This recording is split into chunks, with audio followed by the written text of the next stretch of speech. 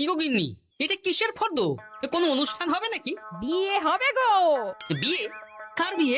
ভগবান শিবের সাথে দেবী পার্বতীর বিয়ে। সামনে শিবরাত্রি, মনে নেই? হ্যাঁ, তা মনে আছে, কিন্তু এই ফর্দটা কি জন্য গিন্নি? আমি শিবরাত্রির দিন বিকেলে বাবার মাথায় দুধ ঢালতে যাব, তাই তোমাকে আগে থেকে লিখে দিলাম কি কি লাগবে।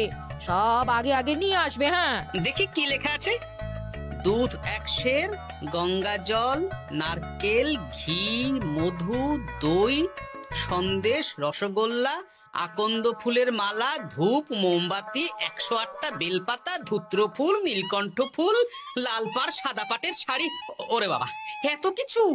হুম, এখন ওরে বাবারে মারে কিছু চলবে না, চলবে না। আর আগে থেকে লিখে দিয়েছি, আমি কোনো বায়না শুনবো না। হ্যাঁ, যদি না নিয়ে আসো তাহলে কিন্তু চলে যাব। হ্যাঁ, বলি, শিবরাত্রির দিন তো মেয়েরা বাবার মাথায় দুধ জল ঢালে বাবার মতন স্বামীর কামনায়। তা আমি তোমার স্বামী তো উপস্থিত, তাই এত কিছু। তোমার মঙ্গল কামনায় গো। তুমি আর বাড়তি কথা বলবে না, যা বলেছি সেদিন নিয়ে আসবে। হ্যাঁ, বেশ বেশ, ঠিক আছে বাবা, ঠিক আছে। তাহলে আমি এখনই যাই, সব দোকানে দোকানে বায়না করে আসি। সেদিন তো এইসব জিনিসের চাহিদা তুঙ্গে থাকে। হ্যাঁ, তা যাও, সেটাই বুদ্ধিমানের কাজ হবে। হ্যাঁ,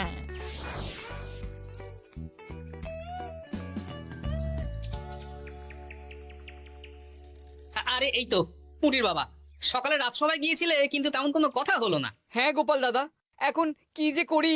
ঠিক আছে ঠিক আছে, আমি দেখছি কি ব্যবস্থা করা যায়, বুঝলে। ঠিক আছে গোপাল দাদা, একটু দেখো, বুঝতেই তো পারছো অভাবের সংসার। হ্যাঁ হ্যাঁ, কোনো চিন্তা করো না।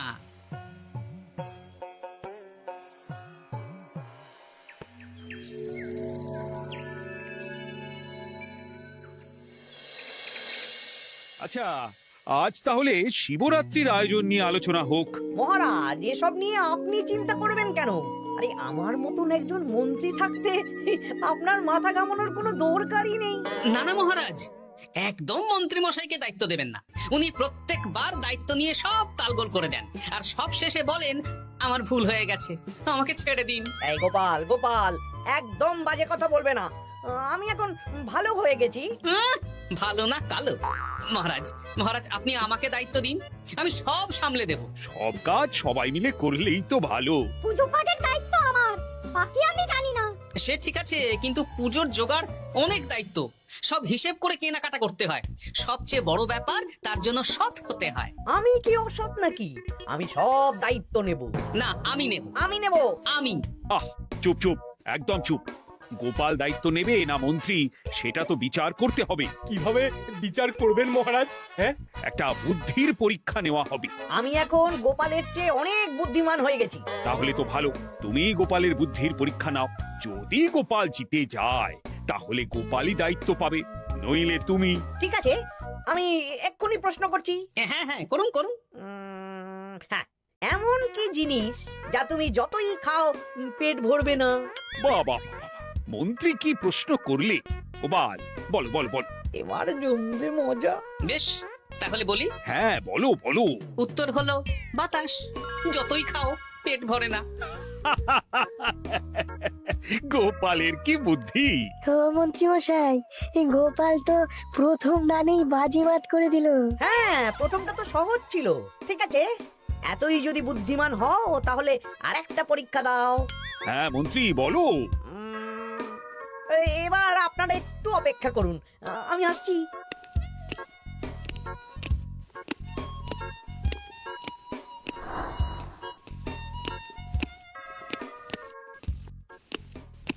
এই তো মন্ত্রী এসে গেছে, আবার হাতে একটা খাঁচা। এই না গোপাল, এই খাঁচায় একটি অদৃশ্য মুরগি আছে। তুমি যদি বুদ্ধিমান হও তবে এর মাংস রান্না করে আজ নৈশভোজে মহারাজকে খাওয়াতে হবে। যদি না পারো, দায়িত্বের দও পাবে না। বেশ, তাহলে দিন, আমি রাতেই আসছি, রান্না করে নিয়ে আসছি। আপনারাও সবাই হাজির থাকবেন কিন্তু। এই সেরেছে, গোপাল যে এখনো এলো না। গোপাল নির্ঘাত ফেসেছে। এই তো চলে এসেছি।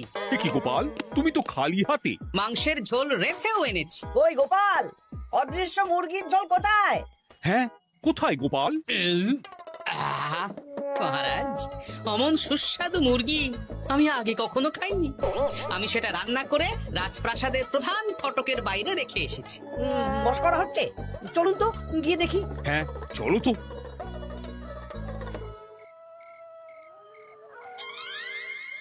এ কি, এখানে তো কিছুই নেই, আমি তো দেখতে পাচ্ছি না। আমরা তো কেউ কিছু দেখতেই পাচ্ছি না। কোথায় কোথায় মাংসের ঝোল? আরে মন্ত্রী মশাই, অদৃশ্য মুরগি রান্না করলে ঝোলটাও তো অদৃশ্যই হবে। আপনি দেখতে পাচ্ছেন না, মানে আপনার মনে পাপ আছে, নইলে আপনার চোখের সমস্যা। মহারাজ তো ঠিকই দেখতে পাচ্ছেন, তাই না মহারাজ? এই রে, গোপাল তো মোক্ষম জবাব দিয়েছে। হ্যাঁ হ্যাঁ, চমৎকার ঘ্রাণ বেরোচ্ছে। মন্ত্রী, তুমি দেখতে পাচ্ছ না কেন? ইয়ে না মানে ঠিক আছে ঠিক আছে, পাচ্ছি, দেখতে পাচ্ছি। একটু ঝাপসা লাগছে, মনে হয় চোখ দেখাতে হবে। তার মানে গোপাল তো মন্ত্রী মশাইকে পর পর দুবার হারালো। আর একটা সুযোগ দিন মহারাজ, শেষ সুযোগ। বেশ, দিলাম। গোপালের কিন্তু বিশাল বুদ্ধি। মন্ত্রী, দেখো তো তুমি পারো কিনা, আর এটাই শেষ সুযোগ।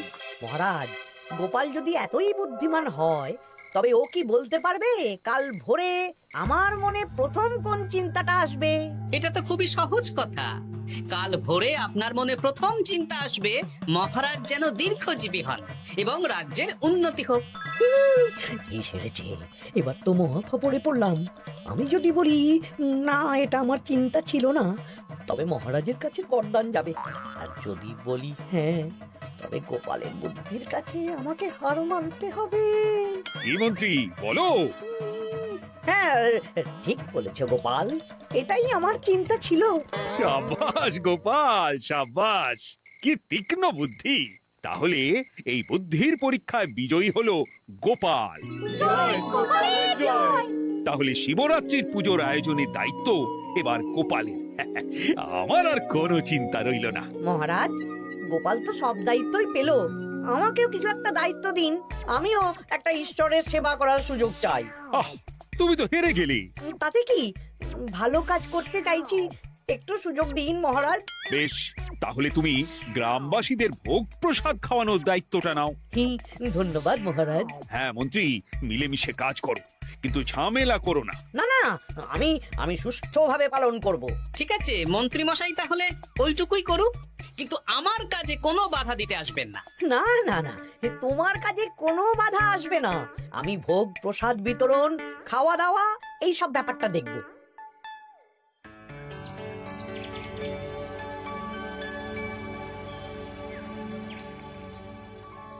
বলুন মন্ত্রী মশাই, সকাল সকাল ডেকে পাঠালেন। শোন বটাঘটা, এবারে শিবরাত্রি উপলক্ষে যে ভোগ প্রসাদ জনগণের উদ্দেশ্যে বিতরণ হবে, তার পুরো দায়িত্বই আমার। তাতে কি, মহারাজ আয়োজন করেন আর সব রাজ্যবাসী বিনামূল্যে খেয়ে যান। সেই প্রথা এতদিন চালু ছিল, কিন্তু এবার একটু অন্যরকম হবে। কিরকম কিরকম? তোরা দুজন আমার নাম করে সব গরিব প্রজাদের কাছ থেকে ভোগ খাওয়ার জন্য চাঁদা তুলবি। শিব পুজোর চাঁদা? হ্যাঁ দাদা, ইয়ে না মানে ঘটা, খুব সামান্য। বাড়ি আর দোকানগুলোয় যাবি আর মাথা পিছু 1 আনা করে তুলবি, কেমন? বেশ, তারপর বলবি ঢালাও খাওয়ানো হবে, এলাহি আয়োজন। আচ্ছা ঠিক আছে। তবে ভুল করেও কোনো রাজসভাসদদের বাড়ি থেকে বা মান্যিগণ্যি লোকের বাড়ি থেকে এই চাঁদা তুলিস না যেন। না না, বুঝতে পেরেছি, তুলবো না। বলবি সারা রাত পুজো হবে, পরের দিন সকালে হবে প্রসাদ বিতরণ, কেমন?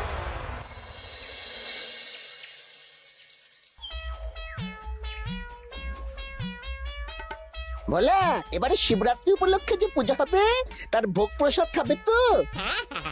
নিশ্চয়ই নিশ্চয়ই। এবারে সব দায়িত্ব মন্ত্রী মশাইয়ের, এলাহি আয়োজন। তা তোমাদের বাড়িতে কতজন সদস্য? আমি আর আমার গিন্নি 2 জন। তাহলে 2 আনা দাও, 1 আনা করে 2 জন। আবার অর্থ দিতে হচ্ছে? হ্যাঁ, এলাহি আয়োজন, তাই এই সামান্য অনুদান। আচ্ছা বেশ, এই নাও 2 আনা। চিন্তা করো না ভোলা, এমন খাওয়ানো হবে না। রাতের বেলা শিব পুজো আর পরের দিন সকালে জীব পুজো।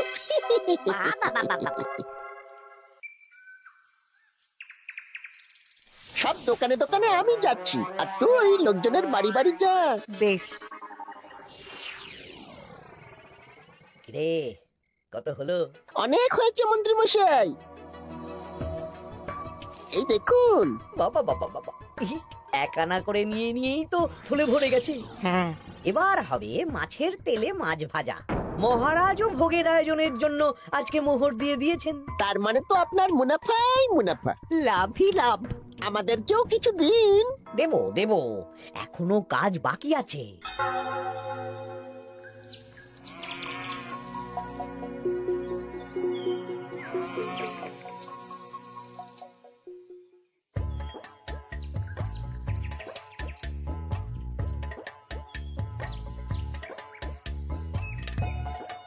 আরে আরে গোপাল দাদা যে, এত কিছু কি নিয়ে যাচ্ছ?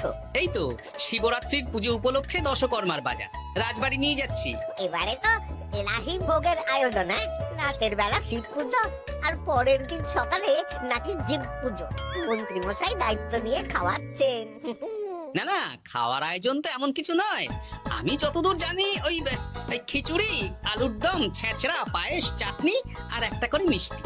আর যতদূর জানি এই ভোগ খাবার জন্য সব গ্রামবাসী থেকে মাথা পিছু 1 আনা করে নিয়েছেন। হ্যাঁ, ভোগের প্রসাদ তো বিনামূল্যে। মন্ত্রীমশাই 1 আনা করে মাথা পিছু নিয়েছেন? হ্যাঁ গো, এরকম তো কথা ছিল না। আচ্ছা আচ্ছা, আমি দেখছি কি করা যায়। দেখছি আমি দেখছি।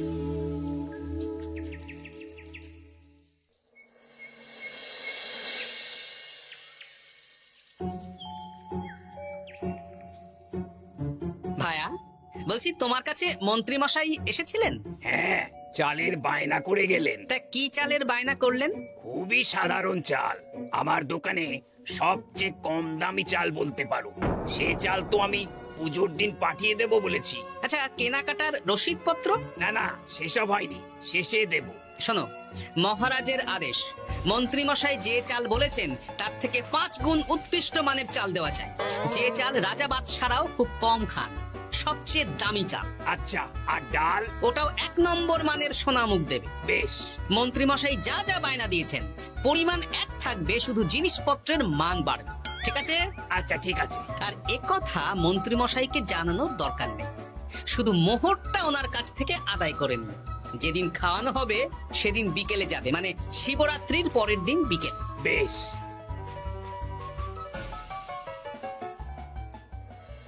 নাও ধরো গিন্নি, যা যা বলেছিলে সব কিনে এনেছি। এবার আমি মন্দিরে গেলাম, কেমন? ঠিক আছে গো, তুমি কি ভালো। হ্যাঁ, দীক্ষেতা। চললাম এখন ভিড় সামলাতে।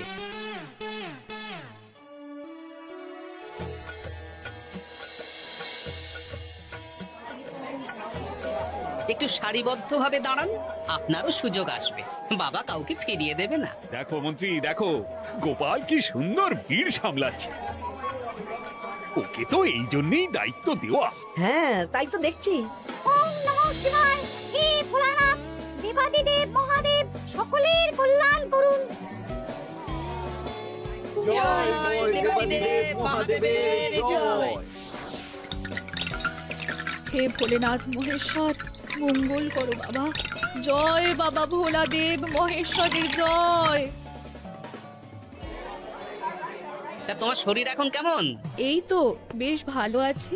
সবই তোমার জন্য। তুমি না সাহায্য করলে ওই ওষুধ আমার পেটেই পড়তো না। না না, আমি তো নিমিত্ত মাত্র, সবই মহাদেবের ইচ্ছে। জয় বাবা মহাদেবের জয়। চলি গো। কাল ভোগ খেতে তাড়াতাড়ি চলে এসো।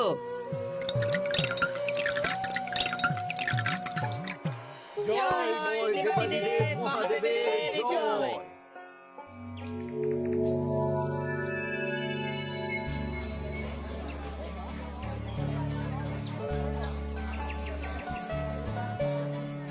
সত্যি মন্ত্রী মশাইয়ের ভোগের প্রসাদ পেয়ে মনটা ভরে গেল। কি সুন্দর রান্না, আর খাবারের গুণমান কি ভালো। তার উপর রসগোল্লা কত বড় বড়। এত বড় রসগোল্লা খাওয়া তো দূর, বাবার জন্মে চোখেও দেখিনি।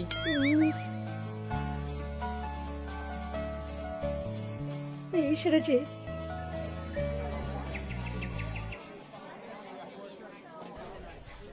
এই যে পাচক ঠাকুর, শোনো। বলুন মন্ত্রী মশাই, আজ আমি খুব খুশি। কেন? আপনি মহান। কেন? মানে আপনি যে চাল পাঠিয়েছেন সে চালে রান্না করা আমার স্বপ্ন ছিল। কি গন্ধ, কি গুণমান, রাজা বাদশাদের চাল বলে কথা। আমি তো খুব সাধারণ মানের চাল দিতে বলেছিলাম, 30 আনা সের মূল্যের চাল। কেন, নবাব বাদশাদের ঘরে এই চালটা থাকে। তাই? কোথা থেকে এলো? কেন, চালের দোকান থেকে এসেছে। মিষ্টিও দারুণ, রসগোল্লা তো নয়, যেন যেন একেবারে বড় বড় রাজভোগ। কি আকার, কি গুণমান, কি স্বাদ। আহা, দেখুন দেখুন দেখুন। বাবা, ভোলা এত বড় রসগোল্লা দিয়েছে। ঠিক আছে, যা হচ্ছে হতে দে। আমি তো চিন্তায় পড়ে গেছি।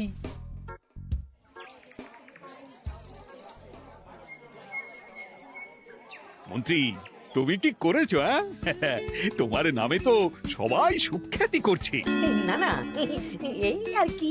আমি যা অর্থ দিয়েছি এই আয়োজনের জন্য তো তার চেয়ে 5 গুণ বেশি মোহর লাগবে, কিন্তু তুমি কি করে করলে? মন্ত্রীমশাই সত্যিই ভালো হয়ে গেছেন। দেখো গোপাল, দেখো মন্ত্রী সত্যিই বদলে গেছেন। সবই তো জনগণের সেবার জন্য। কে জানে বাবা, কি গড়বড় হয়ে গেল।